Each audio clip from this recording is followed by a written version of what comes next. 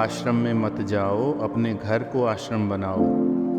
हम लोग ये कल्पना पाल लेते हैं एक उम्र के बाद हम घर छोड़ छाड़ कर आश्रम में रहेंगे और साधना करेंगे।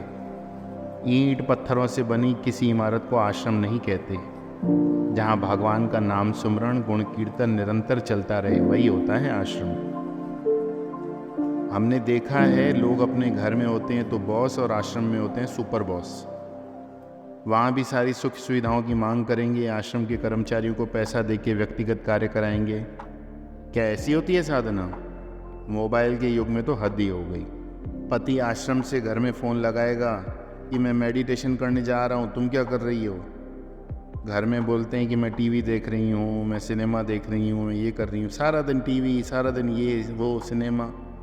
भगवान का नाम लिया करो। अच्छा अब स्वामी जी आ गए, मैं बाद में बात करूँगा। हम सब ये देखते हैं तो हंसी आती है। इस प्रकार आश्रम में आकर आप शांति हासिल नहीं करते। आपके आश्रम चले जाने के कारण घर में शांति होती है, घर वालों को शांति मिलती है। फिर आश्रम के बाबा जी का संसार किस मायने में कम है? आप गृहस्थ के लोग बाज़ार में सब्जी लेने जाते हो, आधा किलो 1 किलो, बाबा जी सब्जी लेने जाएंगे 1 ट्रक आधा ट्रक। आश्रमों में अनेक लोग रहते हैं, सबके अपने अपने संस्कार, अपनी अपनी मानसिकताएं, उनके अनुसार वो चलते हैं। तो आश्रम में रहकर साधना करने के लिए शांत और पवित्र वातावरण मिलने की कल्पना हमेशा कल्पना बनी रह जाती है। बाबा जी बनकर तपस्या करने के लिए कल्पना करने से भी क्या होगा? तपस्या के बारे में भगवान शंकराचार्य कहते हैं, अग्रे वन्नी पृष्ठे भानो रात्र उच्चबुक समर्पित जानो। पीछे सूर्य तपता रहे और आगे आग जलाए बैठे हैं। क्यों? क्योंकि तपस्या करनी है। जाड़े में ठिठुर रहे हैं लेकिन कपड़े नहीं पहनने। क्यों? क्योंकि तपस्या करनी है। तो ऐसी तपस्या किस काम की?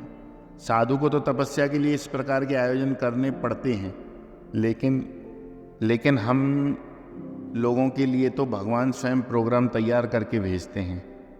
पति हो तो पत्नी के साथ हंसकर बात कर लो, तपस्या हो जाएगी। पत्नी हो तो पति के साथ 1 घंटा बिता लो, तपस्या हो जाएगी। जो माता पिता बच्चों के साथ रहकर उद्वेग को प्राप्त नहीं होते वो महान तपस्वी हैं। तात्पर्य ये है कि भगवान ने हमें जिस स्थान पर जिस स्थिति में रखा उसमें प्रसन्न रहना ही सबसे बड़ी और सबसे महत्वपूर्ण साधना है। हर स्थिति में प्रसन्न रहना ही वो तपस्या है जिससे भगवान प्रसन्न होते हैं। ये साधना करेंगे तो घर आश्रम ही बन जाएगा। आपको आश्रम जाकर पछताने की आवश्यकता नहीं पड़ेगी।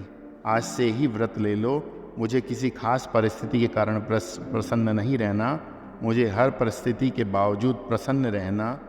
घर वालों या अपनी खुशी के लिए नहीं तो भगवान की प्रसन्नता के लिए ही सही।